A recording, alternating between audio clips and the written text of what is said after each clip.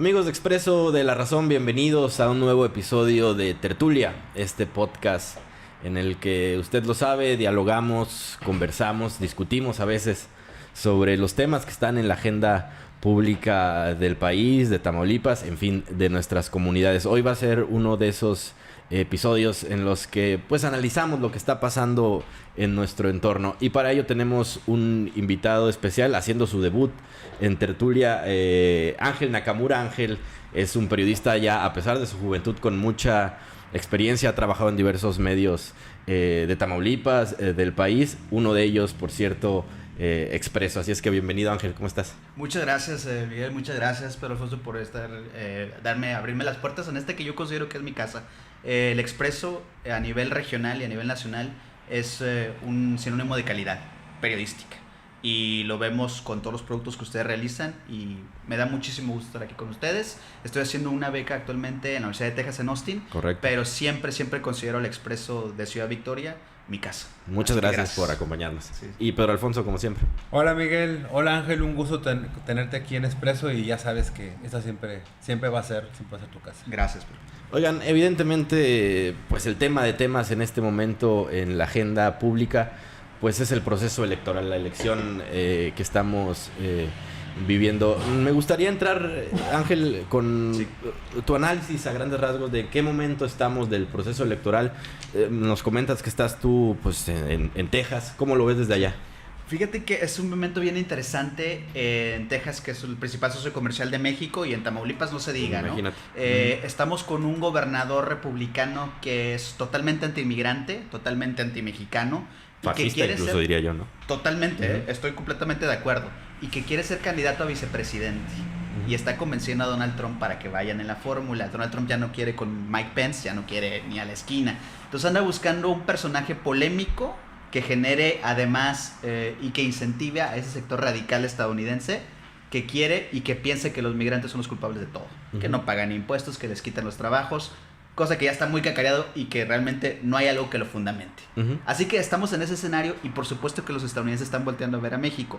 Comentábamos fuera de cámaras, ¿no? Sí. Esta investigación que publica ayer ProPublica respecto a ciertas dudas del financiamiento del candidato que para muchos ganó, aunque oficialmente ganó Felipe Calderón. En el 2006. Exactamente, en 2006, Andrés Manuel López Obrador. Así que los tejanos están particularmente viendo el escenario mexicano, por lo que representa, 2 mujeres que pueden llegar a ser presidentas, pero también en Tamaulipas, porque están viendo que al final de cuentas uno de sus principales socios comerciales, cómo se va a mover, y si tenemos a varios personajes que tienen la doble nacionalidad, pero que van a estar en la boleta indirectamente, estamos hablando de que no hay manera que se despegue el proceso Texas-Tamaulipas. Y además porque históricamente muchos políticos tamaulipecos terminan siendo investigados por las autoridades tejanas, ¿no? Sí, totalmente, y que muchos dicen, ¿no? Informalmente, que puede haber cierta protección de congresistas, tanto demócratas como republicanos tejanos, hacia personajes que no hace mucho estaban gobernando Tamaulipas.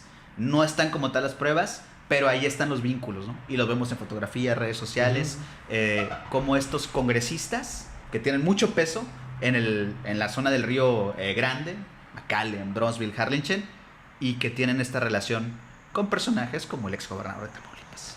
Desde el punto de vista de la relación bilateral entre Tamaulipas y Texas, ¿cuáles crees que son las prioridades que tienen en Texas o qué es lo que esperan de este proceso electoral en Tamaulipas y en el país en general?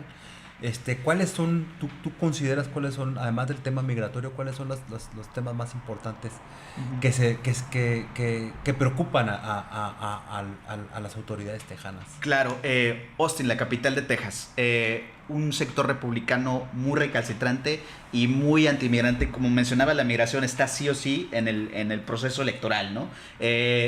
Esta disputa entre el gobernador de Texas y el presidente Biden, porque tienes que quitar las barreras y los alambres de púas, ¿no? de la frontera, y Abbott dice no, y de ahí surge este movimiento de que Texas quiere ser independiente, el Texit, ¿no? Ese va a ser como tal como, sí, imagínate, ¿no? En California tuvo muy poco efecto el Caliexit, porque hay un sector bien chiquito que quiere ser también independiente de Estados Unidos. Ojo con Texas, porque ya reunieron las firmas. Pedro Miguel, se necesitan 97,000 firmas para que esa propuesta, para que Texas sea independiente, pase al Congreso estatal. Ya tienen 140,000 firmas, es decir, casi el doble. Y ahora falta, porque quieren que en marzo se discuta en las boletas si quieren los tejanos que sea o no independiente de Estados Unidos. Entonces, de entrada, marcado por haz que Texas sea grande de nuevo y solo los tejanos podemos gobernarnos. Ya estás hablando de una situación y una confrontación política que pasa por el tema migrante, pero tú mencionabas que otros temas, el económico, por supuesto. Al final de cuentas, Texas está diciendo, ¿cómo garantizo que nosotros, empresarios tejanos, los petroleros, puedan tener sus inversiones garantizadas, no solamente en Tamaulipas, sino en otros estados de la República? Así que lo primero que dicen es incertidumbre ante quién va a quedar y si esa persona que vaya a quedar tiene o no nexos o tiene o no vínculos con grupos delincuenciales. Otra cosa que también está en la agenda, seguridad internacional. Recordemos que fueron justamente 2 legisladores republicanos de Texas quienes fueron a Washington y dijeron, queremos que los grupos de crimen organizado sean organizaciones terroristas. Sí, y con eso, pues entra el Navy, la Marina, entra el Ejército. Así que yo siento que esos 2 temas, además de, por supuesto, las relaciones bilaterales y el cierre de fronteras, que ya lo puso Biden en la mesa, que a mí se me hizo algo, dije, yo no recuerdo un presidente que haya dicho, si ustedes me aprueban, ustedes congresistas me aprueban una reforma migratoria, yo cierro la frontera al día siguiente. Yo no recuerdo, Pedro, Miguel, un presidente que haya dicho eso, ¿no? Ya dijo el presidente López Obrador, que es más como demagogia, lo que sea. Lo cierto es que está sobre la mesa seguridad pública local y seguridad internacional y, por supuesto, el tema migratorio. Y al final, los intereses, los negocios, los empresarios tejanos están viendo con mucha cautela si quieren seguir invirtiendo en México. Así que creo que son los temas como fundamentales. A ver, la lógica, diría, por lo que hemos visto en el escenario bilateral en los últimos años incluso, sí, pues que a Texas, a Estados Unidos, le gustaría más volver al régimen anterior mexicano. Es decir, preferiría que gane alguien del PRI o del PAN, sí, antes que con la continuidad que representa a Claudia Sheinbaum. ¿Estás de acuerdo? Totalmente. Yo creo que... Yo siento que al final de cuentas van a tener que negociar con la persona que quede. Pero tienes razón, Miguel. Al final de cuentas les gustaría volver a estos gobiernos que decían, venga el Plan Mérida, ¿no? Venga de nuevo esta relación muy cercana con la DEA, con el FBI, ¿no? Para que los agentes vengan a México, a Tamaulipas, a México, y puedan hacer su trabajo de manera libre, ¿no? Que no haya ya ese impedimento y que no haya, pues, cierto retraso en cuanto al manejo de información. Así que yo estoy de acuerdo con eso. Obviamente yo siento que al final de cuentas, si gana el presidente Joe Biden, va a trabajar con quien sea. Y también si gana eventualmente Donald Trump, que está ahorita arriba en las encuestas, yo creo que también va que paradójicamente también, sí, hay que decirlo, ha mantenido una buena relación con López Obrador. Totalmente, ¿no? Sí, hasta se dice mi amigo, ¿no? Exactamente, sí. Y cada que puede lo utiliza, cuando está en la frontera, cuando va a Texas, dice, el presidente de México es un buen hombre, dice, sí, ¿no? Sí. Entonces, yo creo que al final de cuentas van a negociar con cualquiera de las... Bueno, a ver, son 3 candidatos, si ponemos a Jorge Álvarez Maínez, pero yo no le veo muchas posibilidades al joven Jorge Álvarez Maínez. No sé qué piensan ustedes. Así que yo creo que sí les convendría a un sector que llegara Xóchitl Gálvez, pero de cualquier manera van a tener poder de negociación con Claudia Sheinbaum, con la doctora Claudia Sheinbaum. ¿Cuál considera? ¿Qué tanto consideras la influencia de un actor que no sé si aquí en México lo inflamos mucho o en realidad tiene peso en Texas, como lo es Elon Musk, el empresario? Porque yo revisa sus redes y es muy defensor de las medidas que está tomando Greg Abbott. Incluso es fan de Javier Milei, por ejemplo, de Argentina. Fan de Javier Milei. Lo destaca mucho, sí. Imagínate. Te menciono Elon Musk porque la verdad es que aquí en México lo vemos como el impulsor de la nueva carrera espacial para Estados Unidos, sí. O sea, más como un empresario producto de cómo cuando el mercado no cuenta con las reglas suficientes se puede concentrar tanto capital económico, pero sí, además también tanto poder, porque al final de cuentas es una persona que incluso aquí en México ha tenido un impacto. Lo vemos con el caso de Samuel García, sí, cuando anunció la creación de Ciudad Tesla, que aún todavía sigue en cuestionamiento. Pero mi pregunta va al caso de, ¿es en realidad un personaje de peso Elon Musk en la toma de decisiones en Texas? Pero una gran pregunta. A 15 minutos del aeropuerto de Austin está la ciudad Tesla de Elon Musk. Es algo impresionante. Imagínense ustedes estas plantas industriales enormes donde está construyendo la fábrica para hacer estas trocas, ¿no? Estas monster trucks, ¿no? La Cybertruck que le llaman. Feas, por cierto. Muy feas, muy caras. Es una cosa, Pedro Miguel, que tú lo ves, es impresionante porque está construyendo una ciudad afuerita de Austin. Y no solamente eso, ya tiene aprobado el plan para hacer una universidad. La universidad de Elon Musk, la universidad Tesla, que, ojo, va a tener su propio esquema independiente de cualquier otra institución de educación. Básicamente, digamos que va a ser una universidad tecnológica, pero la intención de Elon Musk es que desde la primaria ya vayan con la idea de lo que él quiere hacer. Quiere hacer su propio distrito. Y para eso ha tenido y ha tejido relaciones con Greg Abbott, como dices, es su aliado. Y el señor Elon Musk, cuando fue a la frontera, que a mí me sorprendió, ¿no? Cuando se grabó ahí en la frontera fue en Eagle Pass, ¿no? Que es, es circunvecino con Piedras Negras. Al final de cuentas él dijo, bueno, sí, los migrantes, pero todos tienen que venir de manera legal. El señor es un actor político que, por cierto, apoyó a una tamaulipeca, la nacida en Burgos, correcto, sí. Mayra Flores, ¿no? Sí, que anda sí. buscando ser nuevamente congresista. Sí. Elon Musk, a mí me sorprendió cuando tuiteó y dijo, ella es una persona en la que deben de votar. No le ayudó mucho porque perdió, pero ahora anda buscando volver de nuevo a esta tamaulipeca nacida en Burgos a hacer de hecho fue la primera mexicana en llegar a la Cámara de Representantes de Estados Unidos. Por si queda alguna duda de la relación cultural y política que hay entre Tamaulipas ahí y está, Texas. una tamaulipeca haciendo historia, digo, y es una tamaulipeca que defiende familia, patria y vida. Sí, muy alineada con Abbott y similaridad con Benito Mussolini. No es nada coincidencia, el lema del fascismo.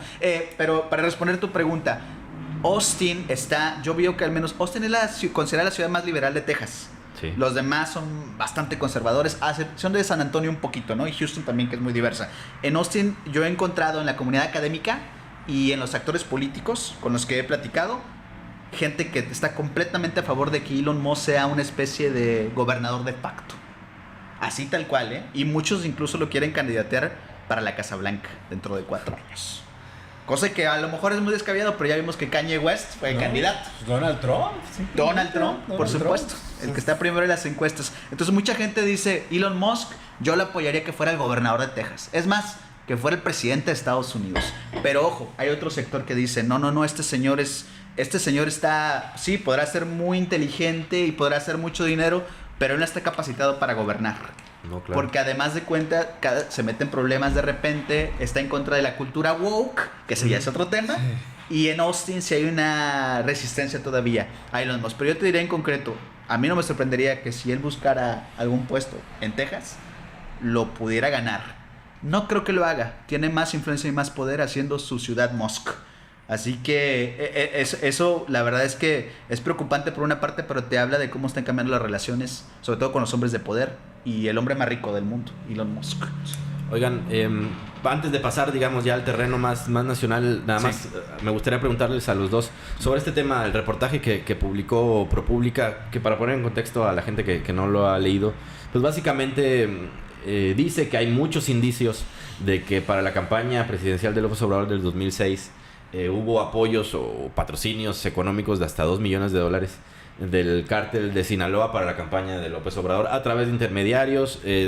Narra ahí algunos intentos de la DEA por comprobarlo. Al final el mismo reportaje creo lo aclara.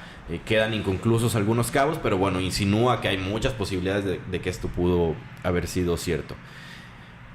El reportaje también, hay que decirlo, está prácticamente basado, construido en filtraciones de la DEA, evidentemente. No se podría escribir de otra manera, lo cual revela que hay un interés de la DEA porque esto se dé a conocer, digamos, periodismo A, ¿no? Periodismo básico. Sí. Según su opinión, les pregunto a los dos, ¿va a tener alguna influencia esta revelación de esta información en la campaña mexicana? A ver, Ángel. Yo creo que sobre todo, y recuerdo cuando fue mi primera elección presidencial, la de 2006, en el caso de muchos compañeros de la Universidad Autónoma de Tamaulipas no sabíamos por quién votar y nos regimos mucho por lo que nos decían los medios. Recuerdo que algunos compañeros votamos por un candidato al Senado que por alguna razón su nombre no estuvo en la boleta y él lo denunció unas semanas antes. Y algunos compañeros dijimos, oye, si no está su nombre en la boleta es porque no quieren que llegue, vamos a votar por él. Evidentemente eso no sucedió. ¿A qué voy con todo esto? Yo creo que un sector, sobre todo de los jóvenes, que es su primera elección y que ahorita vamos a hablar de ello, sí les va a pesar mucho que un medio estadounidense esté diciendo, que quede la duda, ¿no? Lo que ha es dicho un medio muy respetable, hay que decirlo. No, totalmente. ProPublica es un medio completamente respetable por ambos partidos. El Partido Republicano y Demócrata lo tienen en muy buen, pues sí, lo tienen con una buena imagen. Y yo creo que un sector, no solamente de jóvenes, sino del elector que todavía no está convencido si votar por la coalición Va por México o por Morena y aliados, sí va a influir. Pero yo siento que esta elección, a lo mejor estoy equivocado, pero más bien vamos a ver por cuántos puntos porcentuales sigue el oficialismo, sigue Claudia Sheinbaum, por cuántos puntos porcentuales gana. Sí, yo coincido. Y yo siento que no va a influir tanto, pero sí en ese sector que todavía no sabe Miguel Pedro por quién votar y que el nombre de ProPublica y un medio estadounidense como ProPublica sí lo va a hacer dudar a la hora de elegir. Yo, respecto a la publicación, me atrevería a decir algo que tal vez va a ser muy lamentable que lo diga, pero es la realidad de este país.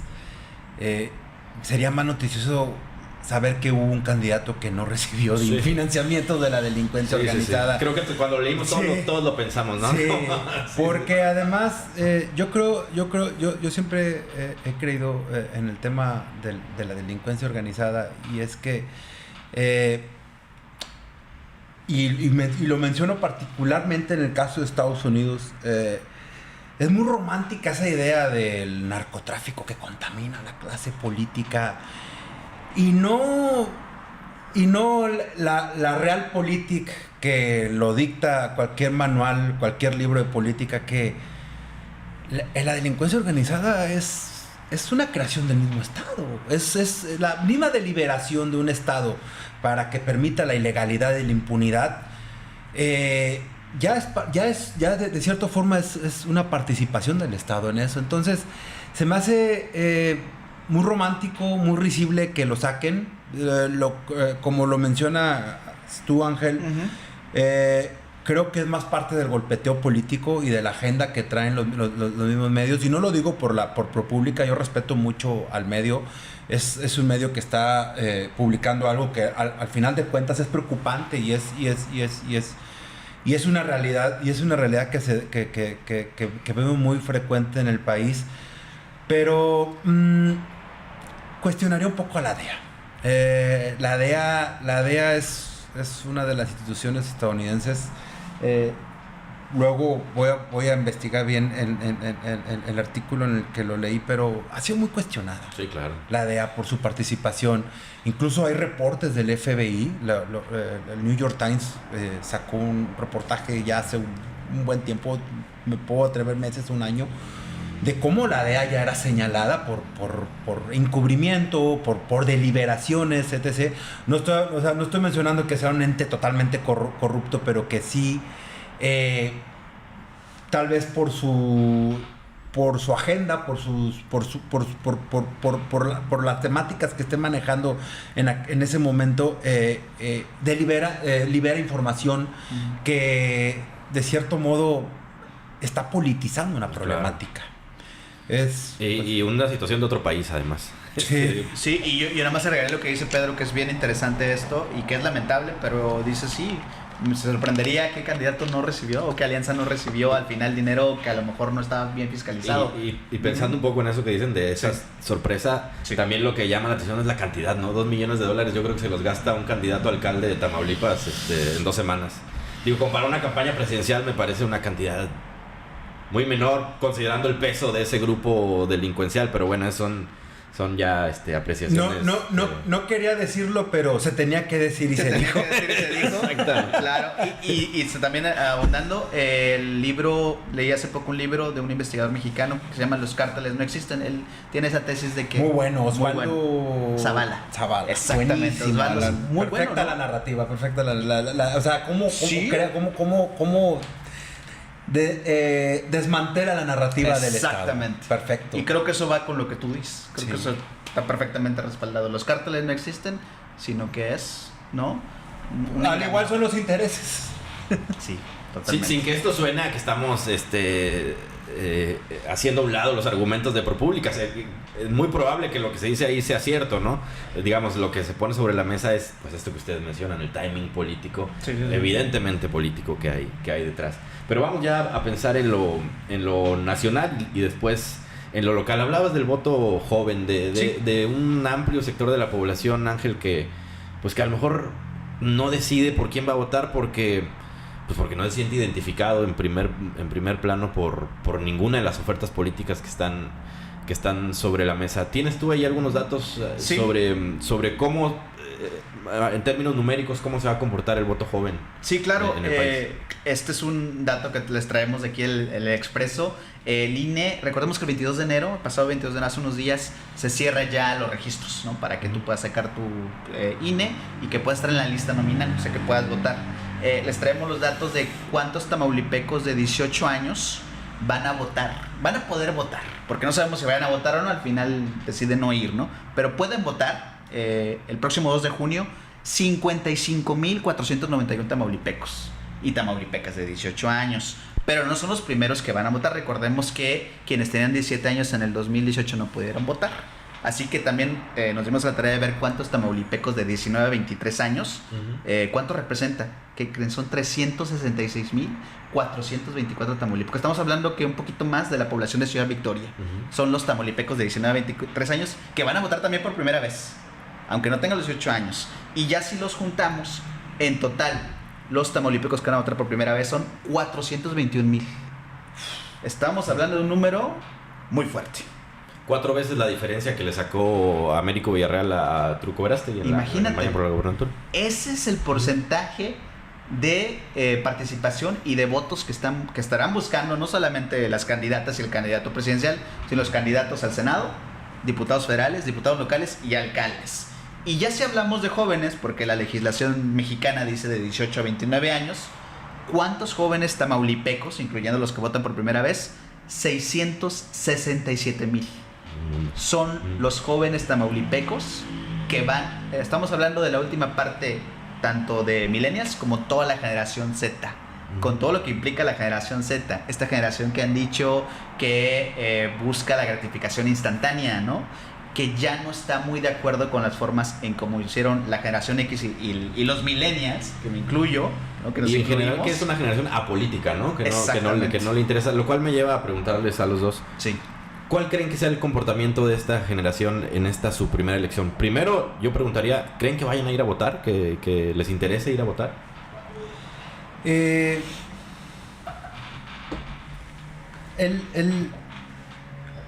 Yo creo que sí, porque han sido años de efervescencia política. E independientemente de la apatía que exista sobre la política, se han puesto temas en la agenda que afectan en lo inmediato a las personas. A ver, ¿cuál fue el primer conflicto del Congreso de Tamaulipas cuando Cabeza de Vaca era gobernador? La tenencia. Sí. Esos cobros No, claro. afectan directamente hasta la población joven. Sí. Yo considero que mientras más involucre lo inmediato de cualquier sector de la población, pero principalmente a los jóvenes, eso alimenta la participación política y lo platicábamos Ángel y yo previo al inicio del programa. Lo interesante es dónde van a obtener sus fuentes de información, dónde van a conocer a sus candidatos, en qué plataformas los van a conocer y qué van a conocer de ellos. Ese era un tema que estuvimos platicando previamente de que las redes son volátiles. Un día hablamos de X, un día hablamos de Facebook, un día hablamos de TikTok, el otro día hablamos de Instagram. Y para los candidatos, al menos lo vemos en la percepción, pareciera que existe como que no saben a qué plataforma acudir. Y los medios nos hemos visto obligados y comprometidos a cubrir en cada una de las plataformas la información de todo tipo, Pero en los candidatos, un día les ves una publicación en Instagram, otra en Facebook, pero no ves una interacción como tal, pero al final hay un sector de la población que se está alimentando y quien logre captarla es el que yo considero que va a lograr ya sea la simpatía o si no tiene la suficiente astucia o su equipo no tiene la suficiente preparación, la reprobación de ese electorado. Es más o menos lo que podríamos esperar desde mi perspectiva en el próximo proceso. No sé qué opinen ustedes. ¿Tú cómo lo ves, Ángel? Totalmente, y solamente para abonar un poco lo que decía Pedro, que es muy interesante porque dice muchos temas le tocaron, ¿no?, a esta generación Z, sí. Y está ansiosa por decir y por reprobar, castigar, pero también decir confío en esta plataforma política. Nada más brevemente, en 2018, ¿cuántos jóvenes votaron? Según el INE, 1 de cada 2 que podían votar. Uh-huh. Es decir, alguien podría decir, bueno, está mejor que a que no haya votado ninguno, pero estás hablando de que no convenciste al 50% de los mexicanos que pudieron votar de 18 a 29 años hace 6 años.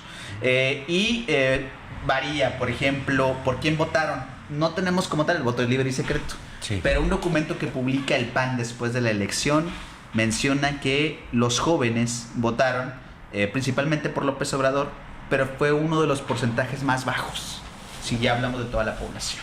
Así que incluso el candidato ganador no le convenció de todo a los jóvenes. Recordemos, eso no era tanto la generación Z, ahora viene esta nueva generación y vamos a ver qué tanto, primero de dónde se informan, por quién votar, que eso es fundamental. Conocemos de alguna manera, ustedes que son profesionales de la comunicación saben que están las redes sociales, ¿no? El TikTok, el Facebook, TikTok sobre todo, ¿no? Entiendo que esa generación está muy volcada. Exactamente. A TikTok, ¿no? Y veremos si crece esa participación de jóvenes. El 50% de los jóvenes que no votaron en 2018, vamos a ver si ahora sí dice, ¿saben qué? Vamos a demostrar que nosotros sí vamos a tener voz a la hora de elegir a nuestros gobernantes. Entonces, con todo esto quiero decirte que va a ser vital y sobre todo vamos a ver la estrategia de las candidatas y el candidato. Yo sentía que Movimiento Ciudadano tenía una muy buena ventaja, sí, claro, si Samuel García hubiera sido el candidato, porque detrás de Samuel García estaba la gran influencer que es Mariana Rodríguez. Sí, ¿no? y completa es como que era como una fórmula los sí, dos para que se complementaban. Totalmente. ¿Va a estar ella en la campaña? No lo sé. Yo creería que sí, pero vamos a ver qué tanto influye para que los jóvenes voten por Jorge Álvarez Maínez o no. Históricamente hay como la idea, pues, aparte comprobada en los hechos, de que los jóvenes tienden a acercarse más a las ideas de la izquierda, a las ideas progresistas. Está la famosa frase de Salvador Allende. Sí. En fin, como que hasta hace algunos años eso se creía. El problema es que en México como que a veces cuesta trabajo acomodar a las ofertas políticas en izquierda o derecha, ¿no? Morena, que en teoría es un partido de izquierda, lo es en lo social, quizás en lo económico, pero no en todos los casos. Hay muchas cuestiones, muchos temas que a veces parece más conservador que el PAN o que el PRI, ¿no? El presidente tiene sus posturas al respecto. ¿Ven esa posibilidad de enmarcar en los jóvenes acercándose a las ideas progresistas? Ahora mismo yo veía en la Ciudad de México hay un debate muy grande sobre el futuro de la Plaza de Toros México. El domingo pasado se reabrió después de un buen tiempo de suspensión. Hubo una gran fiesta taurina, la gente que le gusta estaba muy contenta. Hoy volvieron a suspender. Es decir, son temas que entiendo que le interesan a un sector de la población más joven. ¿Ustedes lo ven así también? La Ciudad de México y las dos principales candidatas, aunque Xochitl Gálvez es de Hidalgo, pero su carrera política es Ciudad de México. Uh-huh. Y Claudia Sheinbaum no se diga. La doctora ha hecho carrera política, sí, claro, desde el centro político y económico del país. Tomando eso en cuenta, a mí me extrañó cuando Xochitl Gálvez le preguntaron sobre el tema del aborto, porque ella era una de las principales impulsoras en el Senado. Uh-huh. Se ponía el paliacate verde y decía que la mujer decida sobre su cuerpo, ¿no? Uh-huh. Y ya de precandidata fue como, pues vamos a ver otras cosas primero, ¿no? Sí, acercándose más a la postura del presidente López Obrador, que dice hay cosas más fundamentales que el derecho al aborto, ¿no? De alguna manera, lo estoy parafraseando, no lo ha dicho tal cual, pero ha dicho cosas más urgentes. Primero hay que apoyar. No son temas que le interesen demasiado. Exactamente. Y la doctora Claudia Sheinbaum, a lo largo de su carrera, ha sido muy de tendencias progresistas. De hecho, dicen, se asimila más a Marcelo Ebrard que a López Obrador. Sí, en esos temas, ¿no? sí. En temas como matrimonio entre personas del mismo sexo e incluso el tema de los derechos de las personas transgénero. Que yo sí ahí veo que por lo menos la Alianza Va por México ni de chiste va a tocar esos temas. Así que coincido contigo en que sí, un sector de los jóvenes que le interesan estos temas van a reflejarse más en la plataforma política de la doctora Claudia Sheinbaum, y falta ver qué ofrece también Jorge Álvarez Maínez. Que yo creo que la plataforma de Movimiento Ciudadano, es decir, la plataforma en sí, ya después si empiezas a analizar perfiles de los representantes del Movimiento Ciudadano, bueno, a lo mejor dejan mucho que desear, pero la plataforma en sí es la más cercana a estas ideas progresistas, al matrimonio igualitario, a despenalizar el aborto, incluso a analizar, estudiar ya la despenalización de la marihuana, del uso de la cannabis, que son temas de los que Morena se ha mantenido muy ajeno, ¿no? Sí, totalmente. Hay algo que quisiera platicar aquí, que es una tendencia mundial. Obviamente, el gobierno de Andrés Manuel López Obrador ha puesto un andamiaje. Han puesto un andamiaje dentro de la población mexicana que sustenta mucho la legitimidad de su gobierno, como lo es, pese a todo lo que pueda decir sus adversarios, las becas, los apoyos a los adultos mayores, algunos programas que ha desplegado a nivel rural, que tal vez son más románticos que realidad, como el de Sembrando Vida, o incluso la fórmula que creó en un inicio de las superdelegaciones, creó figuras emergentes muy interesantes. Ahí vemos a un JR, por ejemplo, en Morena, que ha logrado de cierto modo sustentar todo su proyecto de nación. A mí lo que me entra la duda es, todo tiene nos lo explican los números, tiene un punto de inicio, un punto máximo y un punto de crisis o un punto de degradación. Y eso es lo que probablemente pase en algún momento con todo el proyecto político y social que creó Andrés Manuel López Obrador. Y ese va a ser el principal reto para el gobierno, al menos yo considero para el gobierno de Claudia Sheinbaum, para que no pase lo que ha sucedido en otras partes del mundo. Mencionamos, por ejemplo, lo mencionabas a Javier Milei, que a Javier Milei, a Jair Bolsonaro, el mismo Donald Trump, Greg Abbott, que ante la primera falla que sucede en un estado o en un gobierno, la utilizan para vender un proyecto alterno que a veces hasta es perjudicial, como en el caso de Javier Milei, pero es rentable por lo mismo que les mencionaba anteriormente, de cómo logras llegar. Entonces, por ejemplo, Javier Milei, su mecanismo propagandístico lo utilizó mucho en una red como TikTok, que acaparó mucho la atención de los argentinos. Por cierto, y nada más para completar esto que dice, a Javier Milei lo hicieron ganar los jóvenes, ¿eh? Una gran parte del voto para Javier Milei fue de la juventud, pensando en esto que dice de TikTok. Entonces, capturas un momento de la vida política de tu país, como lo hizo Javier Milei, una situación que estaba padeciendo Argentina, de una inflación desenfrenada, y que el peso, llega alguien y te dice, vamos a hacer a un lado el Banco Central, vamos a quitar el peso y ya vamos a dolarizar por completo nuestra economía, sin que la juventud capte bien todo lo que representa tomar una decisión de ese tipo, y sobre todo desconociendo todos los filtros y todos los mecanismos que hay para que tiene un Estado para que no sucedan ese tipo de situaciones, o sea, que no pasen ese tipo de que estas decisiones no prosperen. Lo veíamos con el inicio del gobierno de Andrés Manuel López Obrador. Todos creíamos que íbamos a terminar como Venezuela, como el Ecuador de Correa, como el Bolivia de Evo Morales, que yo puedo discutir un poco de que no fueron historias tan malas. Pero hay un Estado que tiene contrapesos y que tiene mecanismos que detienen cualquier exceso de autoritarismo. Y por eso mismo yo creo que en la cuestión de la elección, lo preocupante es, con qué realidad va a aterrizar, con qué realidad se va a enfrentar Claudia Sheinbaum, y dos, ¿quiénes pueden capitalizar cualquier falla, cualquier deficiencia? Que yo creo que López Obrador no ha sido tan perjudicado. En su gobierno terminó yo creo que con muchos activos. Es el segundo o tercer líder más aprobado del mundo. Sí, según él lo ha externado. A mí, pensando en eso, ¿saben qué figura me aterra un poco? Entre que me deprime la admiración que generan las redes sociales y después me aterra Ricardo Salinas Pliego.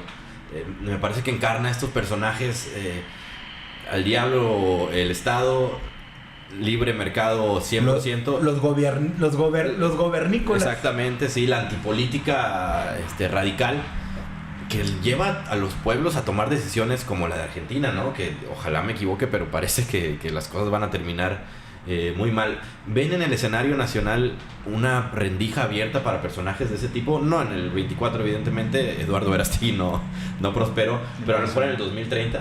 Sí, totalmente. Y recordaba un poquito lo que platicábamos de Elon Musk. Tal cual. Hace una semana, cuando le pide al gobierno de Estados Unidos que regule el mercado, o sea, él pidiéndole al Estado que por favor le eche la mano porque China viene con todo, con los autos eléctricos. Entonces dices, a ver, espérate, tú que dices que entre menos gobierno mejor, menos gobierno y más libertad, pero cuando me afecta, no, Sí.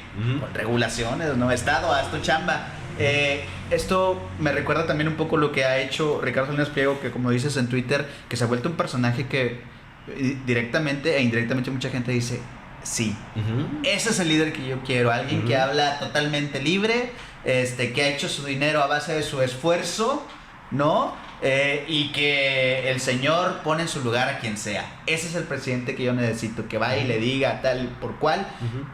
Y si hay el riesgo, sobre todo en un ala bastante conservadora, que la hay en México, claro, en todos los estados, simplemente veamos qué personajes han estado en Morena y que incluso algunos estaban con el Yunque, Manuel Espino, por ejemplo. Entonces, alguien puede decir, no, estás mal, eso en México no existe. ¿Cómo no? Ahí está. Claro. Y está presente y está latente. Y si no es Ricardo Salinas Pliego, va a ser algún otro personaje. Aquí en Victoria lo veíamos, ¿no? Había algunos que quieren ser aspirantes independientes, que dicen que defienden de las falanges victorenses. Imagínate. Bueno, y el paisano que no va a cesar en su intento. Eduardo Verástegui va a tratar de hacer una organización política y créeme que más de uno se va a sumar, ¿eh? Sí. Y ahí está el vivo ejemplo de otros personajes que van a aprovechar, como dices, cualquier cosita, cualquier fisura para decir, ven, por eso necesitamos el cambio. Y por eso creo que el mayor contrapeso, además del Poder Judicial, con todo lo que eso implica, va a ser la Cámara de Diputados. Y los representantes que nos van a representar, los tamaulipecos, ahí les encargo. Ustedes ya vieron las listas, ¿verdad? Me gustaría justo ir a ese tema ya para ir a la recta final del episodio. ¿Cómo ven la elección en Tamaulipas? Yo coincido contigo, Ángel. Creo que en la presidencial pues tendría que pasar algo muy raro, muy catastrófico para que no sea Claudia Sheinbaum la próxima presidenta. ¿En Tamaulipas ves un escenario similar, muy a favor de Morena, o crees que aquí sí va a haber más pelea? Es bien interesante. A mí la primera vez elección presidencial de 2006, yo pensé que el PRI iba a arrasar en la federal. Y fue la primera golpe de realidad para mí porque, recordarán, el PAN se llevó casi todo. Sí. Se llevó todo, sí. Y uno puede decir, sí, pero eran otras circunstancias. A lo mejor hubo una operación por parte del gobierno estatal en ese momento para que ganara el PAN. Pero al final de cuentas ellos ganaron, se llevaron las senadurías y la mayoría de las diputaciones federales. Y de ahí salen personajes que después obtienen cierto poder a nivel local, ¿no? Y tienen ya espacios como el caso de Tampico, ¿no? Sí. Tampico, que al final de cuentas un gobierno que lo han calificado bastante bien y que ahora va de diputado federal, por cierto, creo, ¿no? El alcalde. A lo que voy es, sí creo que ahí se juega, yo creo que va a estar más reñido y no me sorprendería para nada que el fenómeno político Andrés Manuel López Obrador no le alcance para ganar lo que en teoría debería ganar en Tamaulipas y en otros estados. Y aguas entonces con las senadurías, las diputaciones federales y por supuesto las alcaldías. Creo que ahí va a estar bien reñido, ¿no? Y en lo presidencial, salvo que, como dice Miguel, Pedro, que ocurra algo catastrófico, yo no veo que cambie la tendencia. Pero sí, ojo con las diputaciones federales, las senadurías y en Tamaulipas, que siempre se ha vuelto un tema bien interesante ver personajes como el exgobernador Hernández Flores, que podría estar o no en la boleta. Así que yo lo veo bastante reñido ahí, ¿eh? Sí, y yo considero que Morena en Tamaulipas tiene un problema muy que en un inicio fue su fortaleza y actualmente ya representa un problema. Veamos, la catástrofe política de cabeza de vaca inicia cuando ganan Matamoros y gana Ciudad Madero, que luego es, pero allá voy con eso. Gana Matamoros, gana Ciudad Madero, luego en 2021 ganan Nuevo Laredo, ganan Victoria, ganan Reynosa. Pero se podría decir, y luego en 2022 llega el gobierno llega el doctor Américo Villarreal, y se podría decir que ninguno de esos grupos dice, yo no le debo nada a él no me debe nada a mí, etc. Y al final lo que los une es el liderazgo, como lo menciona Ángel, el liderazgo y la fortaleza que tiene Andrés Manuel López Obrador, pero que en lo hiperlocal y en el día a día, como dicen los operadores políticos, se puede traducir en otro resultado. Ahora, no quiero profundizar mucho en eso, pero pues veamos el caso de Madero, por ejemplo, de cómo puede ser del mismo partido, pero al final la balanza política se inclina hacia otros lados, y el caso más lamentable que lo padecemos los tamaulipecos, y no por el embrollo político, sino por la parálisis, el Congreso del Estado. ¿Cómo terminó una catástrofe? Porque más allá de todas las pugnas que se han dado entre los grupos de simpatizantes a cabeza de vaca o no, o los grupos de Morena que muestran fuerza o no, pues está paralizado todo el proceso legislativo en el Estado, y es lamentable porque luego vemos cuestiones como lo que mencionabas tú, Miguel, del matrimonio igualitario, cosas que deberían ya de hacernos avanzar como sociedad, independientemente de la postura política de cualquier persona, pero ahí están atoradas y esperemos que esta elección al menos arroje el suficiente quórum para poder avanzar como Estado y como sociedad. Pues sí, vamos a ver. Yo coincido, seguramente va a ser un escenario más reñido de lo que va a ocurrir a nivel federal. El Congreso también me parece que pasa por dos cosas: la selección de candidatos competitivos, es decir, que puedan ganar las urnas, pero sobre todo, algo que no ocurrió en la anterior legislatura es que tengan habilidades parlamentarias, es decir, que sepan a lo que van a ir al Congreso, que es evidente que no pasó en la actual legislatura, que todavía no termina. Sí, veremos. Y como dice Pedro, va a ser fundamental para el proyecto de la 4T en Tamaulipas, ¿no? Del doctor Américo Villarreal, porque un Congreso paralizado en nada ayuda a que se haga realidad las promesas de campaña y el proyecto, el plan estatal de desarrollo, ¿no? Que tiene esta visión por la que votaron la mayoría de los tamaulipecos. Porque recordemos que fue una elección más reñida de lo que se esperaba, ¿no? Sí. Y así que veremos, y que va a haber actores políticos que van a estar tocando la puerta y que van a querer seguir ahí. ¿Saben qué creo que he estado yo analizando? Porque ya está pasando. La elección federal creo se va a tamaulipizar. Es decir, vamos a empezar a ver lo que vimos en el 2022 en el estado. Sí. Está empezando ya a pasar a nivel federal, con un golpeteo político muy fuerte, una operación que precisamente alcanzó para reducir esta ventaja que parecía muy grande entre Morena y la Alianza. Bueno, terminó reduciéndose a unos cuantos puntos, pero bueno, eso ya lo iremos viendo conforme pase el tiempo. Ángel, muchas gracias por tu visita, ojalá no sea la última vez. Miguel, muchísimas gracias, pero Alfonso, como siempre les digo, me siento en casa. es un referente del Expreso y este tipo de diálogo y conversación, yo encantado de estar de vuelta. Esto es lo que hace la diferencia del Expreso en Tamaulipas y a nivel regional es un referente y también a nivel nacional. Así que muchas gracias, yo me siento como en casa y encantado de estar con ustedes de nuevo. Gracias, Pedro. Ángel, espero que sea la primera de muchas colaboraciones con nosotros y te lo reitero, esta siempre va a ser tu casa y siempre serás bienvenido y espero que hagamos muchas cosas en conjunto profesionalmente como durante estos años hemos tenido en Expreso como privilegio de tenerte aquí. Totalmente, muchas gracias Pedro. Pedro fue la primera persona que me invitó a colaborar en esta gran familia y siempre le voy a tener mucho agradecimiento. También Miguel, qué gustazo conocerte, mucho éxito, sé que van a disfrutar las campañas, porque al final de cuentas nos apasiona, si no, no estaríamos aquí desde luego. Gracias, nos vemos en la próxima.